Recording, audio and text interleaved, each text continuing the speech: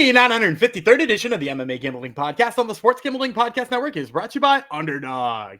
Underdog is hooking up new customers. Play just $5 and get $100 in bonus funds when you sign up with promo code MMA SGPN.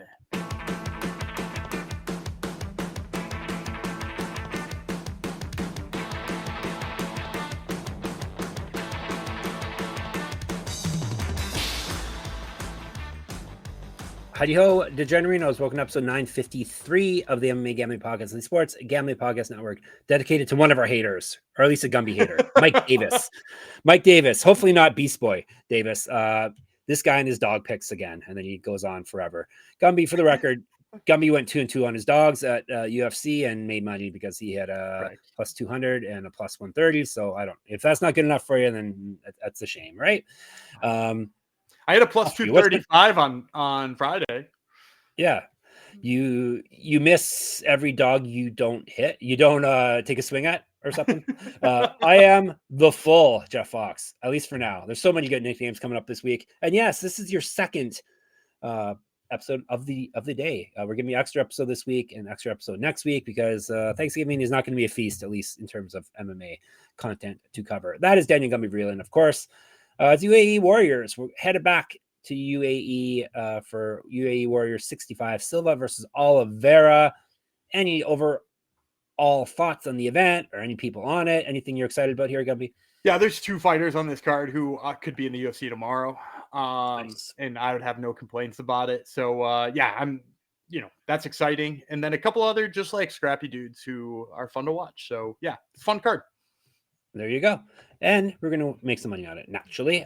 Before we dive into it, reminder, college basketball is back on, which means make sure you have subscribed to the College Experience to catch the daily podcasts and download the SGPN app for free college basketball picks. All right. We are talking about UAE Warriors 65 Silva versus Oliveira. It looks like it says all in, but it's all in. It's the name of the place in UAE. Al space AIN. Al AN. I'm sure I know nothing about it. Nope. I'm going to ask you questions, but Gumby does not know. He has no geopolitical knowledge of this place. Saturday, 11 a.m. start time. So there you go. It won't run up against the UFC pay-per-view because the UFC actually has a good card this week. You won't want to miss. The Adnac Center Al Ain is where it's taking place. If you want to go watch it, we probably have some fans in the UAE, more than likely. We got 14 fights in a cage.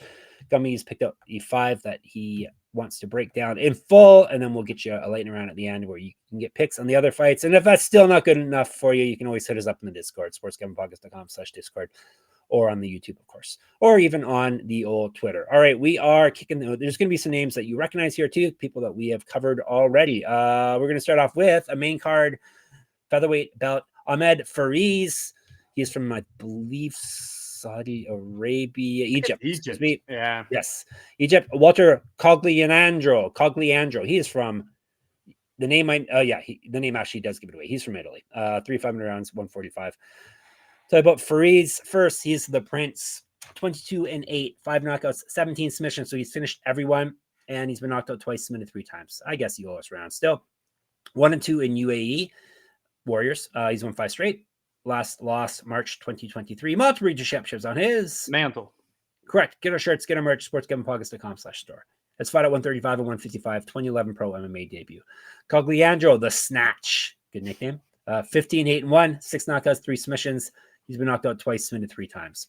2-1 in the promotion. He's won 1 of 5, though, including getting submitted in his last bout. Multiple region championships on his mantle. Correct. Get our shirts, get our merch, sportsgamblingpodcast.com/store. And that's it. For multiple regional championships, we have nothing else for the rest of the episode. So there you go. I got him in early. Used to fight at 155 for Cogliandro. 1-0 in custom MMA. So that could be anything in Italy. An inch taller than Faress. I want to say that was bare knuckle MMA. Okay. But I might be wrong.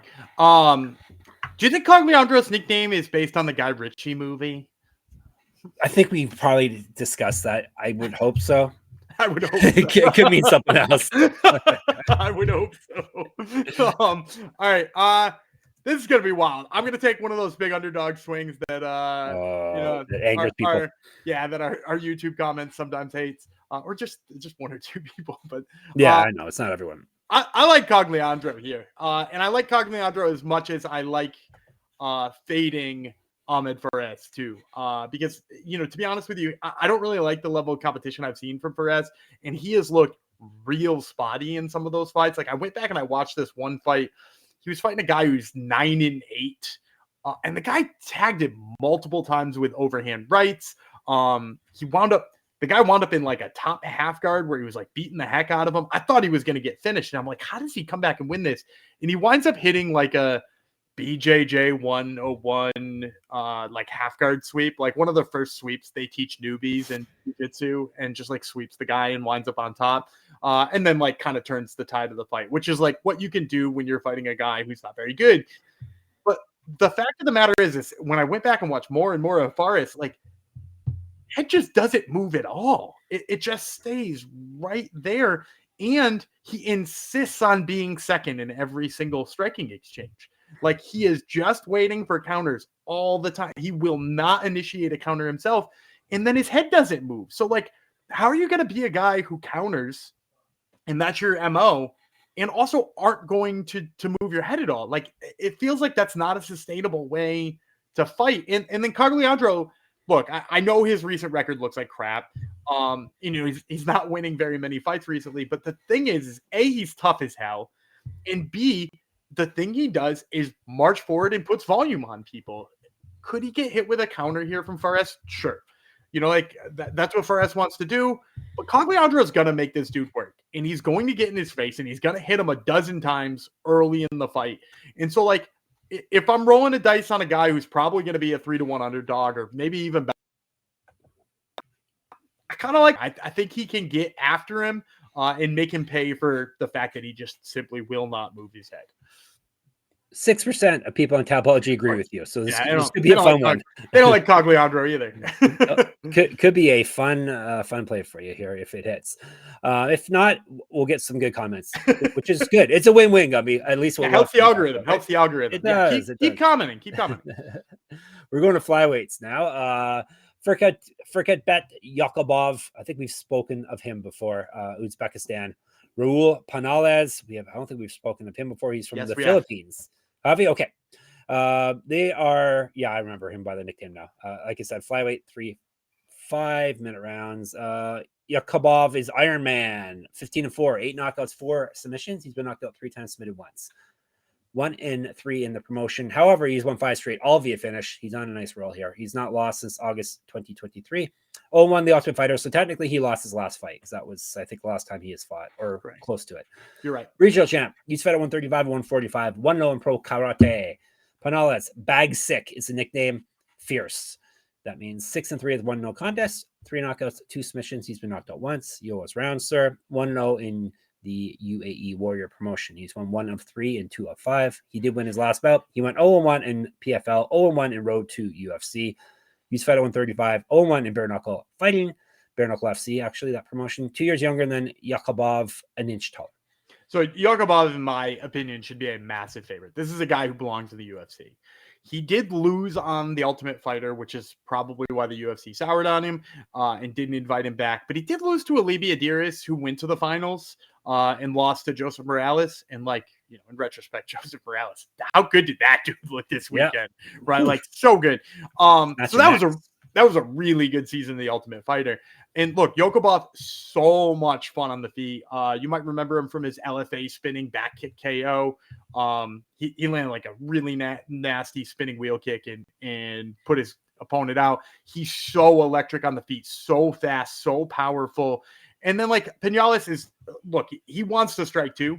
Clearly that's his MO. But he's so chinny lately, you just can't trust his chin to take a punch anymore. He was knocked out in a BKFC fight, what was it, 3 months ago? He got knocked out in a bare knuckle fight, and he's coming right back, and they're putting him in there with a dude who's a dangerous striker. This seems like a tailor-made fight for Yokubov, and they're going to give him a fight against the guy who was on Pañales was road to the UFC, right? Yes. Yep. Yeah, gonna give him a road to the UFC guy. I mean, they're clearly trying to build this guy back into the UFC, and he deserves it. So electric, so fun. one bad fight on the Ultimate Fighter, notwithstanding, I really like Yokubov. So expect him to get the fireworks going early. Probably a massive favorite, but I still like him here. No one watches Ultimate Fighter anyhow, so you're fine. I'm sure the UFC brass. That season was nasty, though. You should have watched it. Imagine having a good season with flyweights. Imagine that, right? Yeah, you should have flyweights every season, right? Man, and Joseph, I want to reiterate too. Joseph Morales is probably a top 10 flyweight right now. Yep, it's true. He is looking very, very good. All right, we are going to tell you about mybookie.ag. Speaking of things that look good, we're brought to you by them. MyBookie is your place to bet on football and everything else. Their prop builder is second to none. Their motto is bet on anything, anywhere, anytime. They have easy deposits and lightning fast payouts using crypto. Check out all the MMA lines that we talked about over there. And when you do, head to mybookie.ag. Sign up with our promo code MMASGPN for 100% bet back bonus up to $500 for new customers. So that's mybookie.ag, promo code MMASGPN. And we're also brought to you by Novig, Novig. Novig is America's #1 sports prediction market. Novig, you're getting the best prices. They got reduced juice on bets. Novig is available in 35 plus states. Download the Novig app and get $50 when you spend $5 if you use our promo code SGPN. Get in on the action with Novig, promo code SGPN. All right, a couple of fun names coming up next. Gumby assures me they're easy to say. You got this. I believe in you. Abdurakhman. See, even the first name's hard. Abdurakhman Alimagomedov, which is a fun last name to say. Anvarbek Daniyalbekov. Daniyalbekov is another fun name to say. Alimagomedov is from Russia. Daniyalbekov is from Azerbaijan, which we don't get a heck of a lot of fighters from. 3 5-minute rounds, 190 pounds. Is that their middleweight class? Nah, I think that's a catch. I think that's a catch weight. I can't seem to figure out why it isn't, but I think that's a catch weight. All right, we'll tell you about Daniyalbekov, 11-0 with 10 knockouts. Very impressive. 1-0 in UAE Warriors, TKO win in his last bout. He's fought at 170 to 195, 2 inches taller than Alimagomedov. Alimagomedov is Lion of Dagestan, 12-1, 1 knockout, 6 submissions. He has never been finished in a fight. He's 1-0 in UAE Warriors as well. He's won 2 straight, including his last bout via submission. He lost a fight March 2021. He used to fight at 170. He's 3 years younger than Daniyalbekov. Yeah, I think Daniyalbekov is going to be a slight favorite due to the better record. Alimagomedov might keep that line close, being like a Dagestani guy, but they both got OV names. So you know how the regional books tend to be when this comes up. I'm going to go Daniyalbekov. I actually just think his stylistically, and I didn't give you a number. They give you -135. Okay. I think Daniyalbekov is just stylistically kind of trouble for Alimagomedov. And Alimagomedov is a guy who it's all power grappling. Big doubles. He won by Kimura in his last fight, and it was just probably like, grabbing the guy's arm and yanking on it until he was like in a good spot for it. It's just like a lot of high energy stuff. And it's true on the feet too. Like when he decides to throw, which, it's clearly not his thing. Big wind up, huge punches, clearly trying to just throw with everything he's got. And if you want to go back and take a look at his last loss, or his only loss once, right? Yeah. If you go back and you look at that loss, it's like the power doubles work early, and then when the guy gets up, like he's tired. And he's worn himself out because he's like expends a lot of energy in every move, and to the point where late in the fight, he went to go take the guy down, and the guy just like hipped over into mount. And it was like all of a sudden his takedown it cost him. And if you look at Daniyalbekov in both his fights that he wins and his fights, he's won every single fight, but and even offensive, I guess is what I mean here, is like ready to counter, and it's powerhouse. And we got the guy who's like the technical guy. So like even when he got taken down and put in bottom side, he like found his way out the back door, countered, and was like almost in on a takedown himself. And the wrestling game is not even really where Daniyalbekov makes his hay. Like he is a guy who prefers to strike and puts on volume and really tries to wear on people.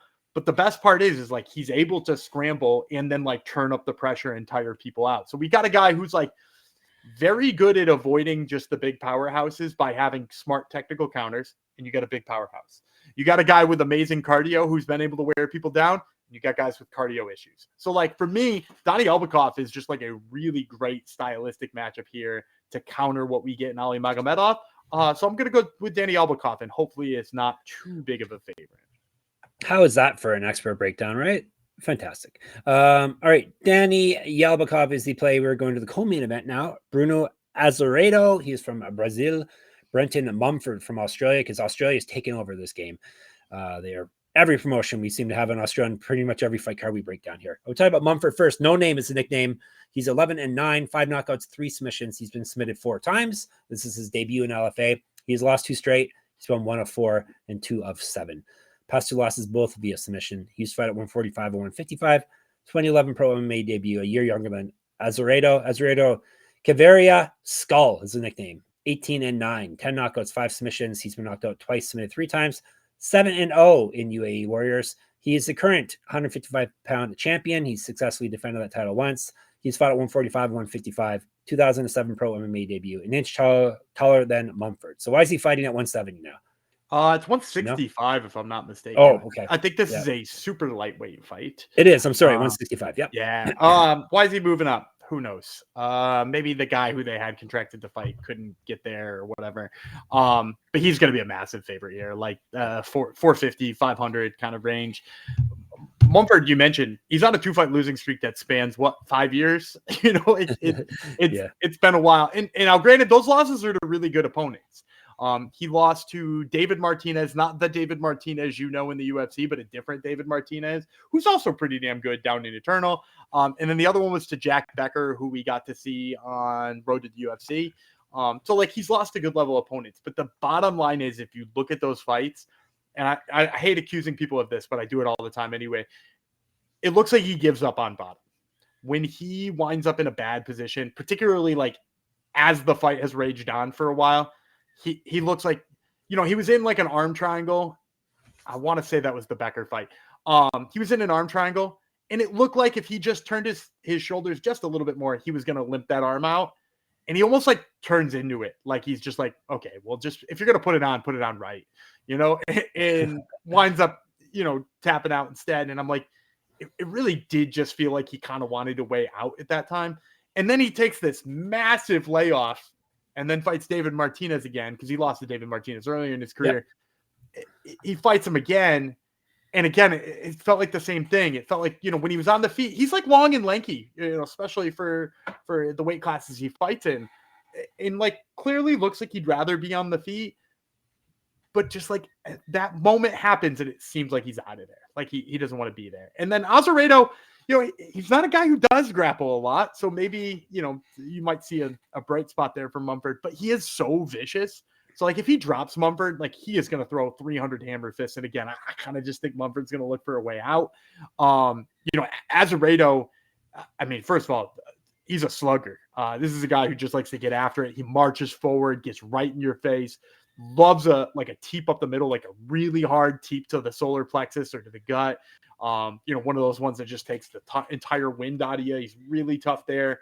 He'll throw elbows for the finishes. He's good in the clinch. He's good on the ground.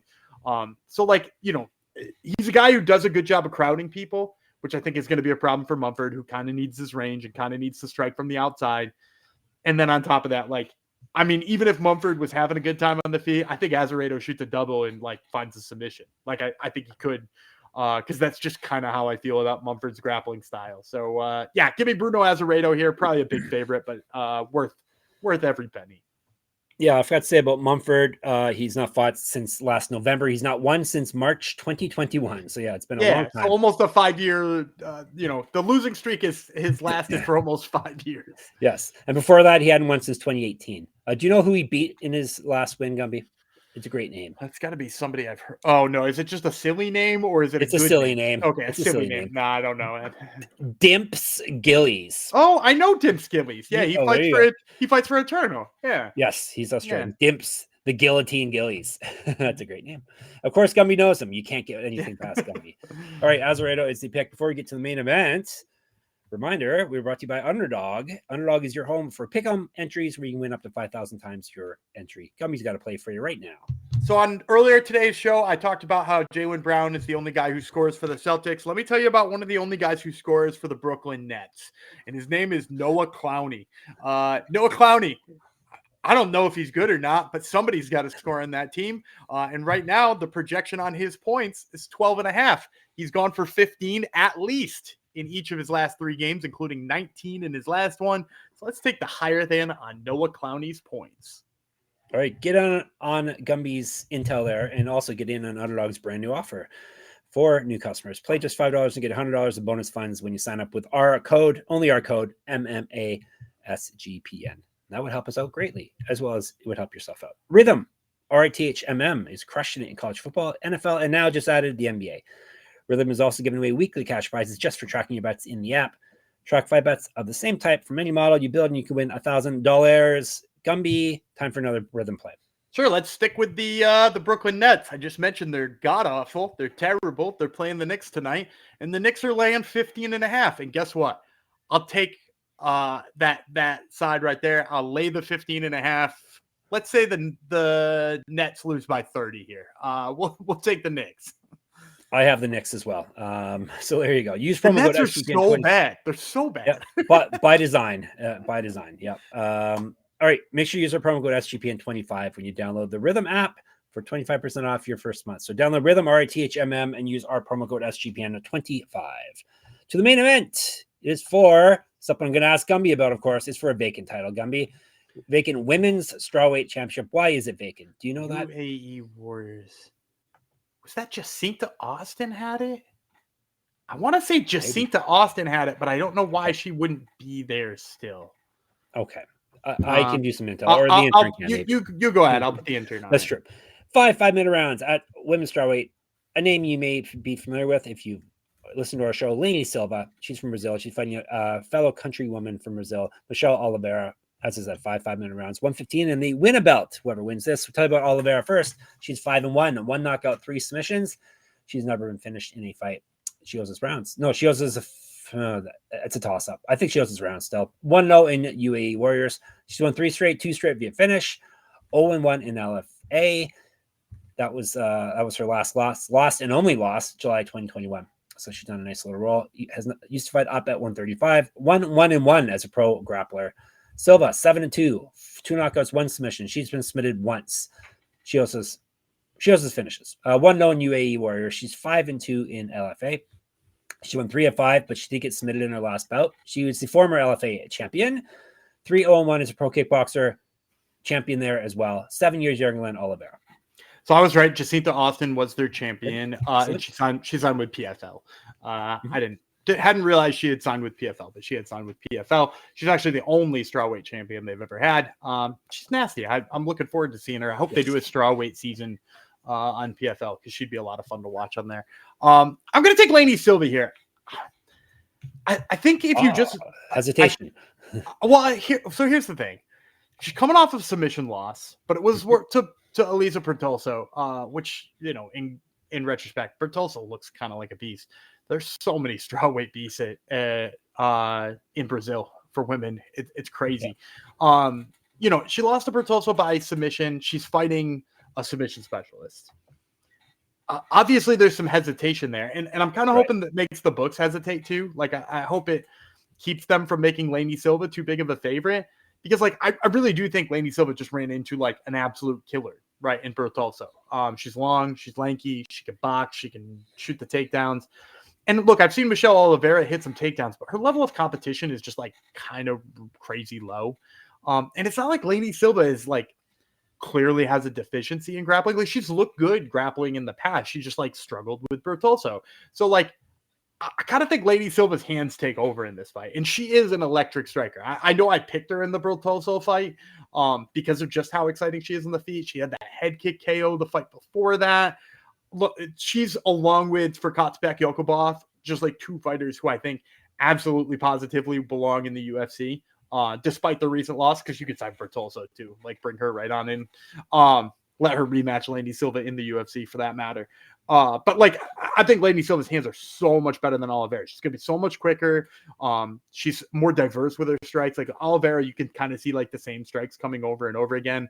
It's like she's gonna throw the 1-2. She's gonna then throw a naked leg kick. Whereas Lany Silva comes from all kinds of different angles. She throws to the body. She throws to the head. She throws kicks to your legs repeatedly and opens up the head, and then she throws the head kick. Like she's just like, she's really crafty on the feet. She's super strong. She's got crazy knockout power for somebody of that size. And pretty much all Oliveira's got here is like needs a double leg and to get her jiu-jitsu going. I've only ever seen that work on Lany Silva once, and she's fought some pretty high level of competition. So I'm going to trust that she's kind of fixed it. You know, you mentioned the hesitation in my voice. I will clarify. That's because A, she lost to a grappler last time. B, I don't love the fact that she lost her LFA title and immediately was like, where else will give me a title? Yeah. You know, that's like, and granted, UAE Warriors, great promotion. You know, I like that she's getting a shot at the title. If it's vacant, you know, might as well like just find a real fun fighter to put in it. But like, you know, when somebody's taking their prospect loss, sometimes we like to see them sit on it for a bit.